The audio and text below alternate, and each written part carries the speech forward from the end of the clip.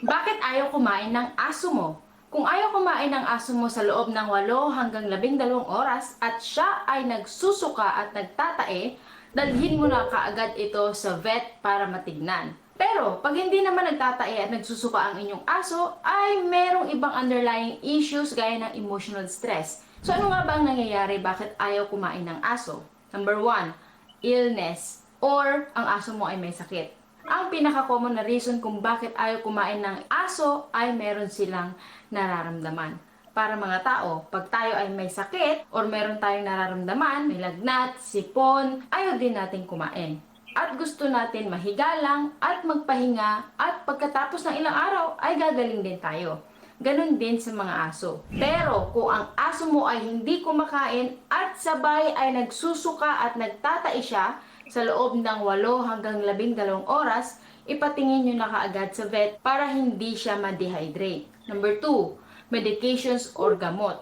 Kung ang aso mo ay may bagong gamot na iniinom, maaaring maapektuhan ang kanyang appetite. Yung ibang gamot will give them stomach ache o yung iba naman will make them nauseous. At dahil dyan ay ayaw silang kumain. Number 3, social and emotional issues. Ano-ano mga ito? Kung lumipat kayo ng ibang lugar, lumipat kayo ng bahay, kung kabibili mo lang ng aso mo, syempre, mag-iiba yung kanyang environment. At mag-iiba rin yung mga tao na nasa paligid niya. Magkakaroon din nito ng epekto sa aso. Minsan, hindi sila kakain hanggang sa masanay sila sa bago nilang lugar at sa bago nilang amo.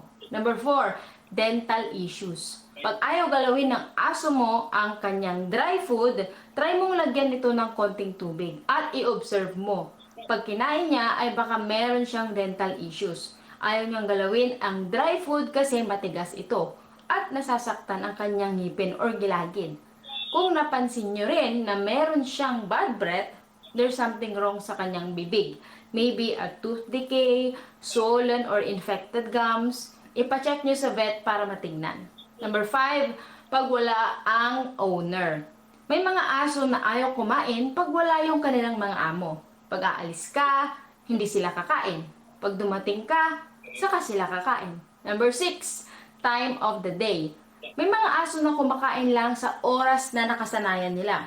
So kung bibigyan mo sila ng pagkain na wala sa oras ng nakasanayan nila, ay hindi nila ito kakainin. Parang tayong mga tao. Sometimes we eat at a particular time. Ganon din sa mga aso. Number 7, nagbago ang dog food. Minsan, yung mga dog food na nakasanayan ng ating mga aso ay nagbabago ng formulations. At yung pagbabago na ito ay ayaw ng mga aso natin. At meron din namang mga aso na nagsasawa na sa kanilang mga dog food. So try ninyong mag-swap ng ibang flavor or ingredients.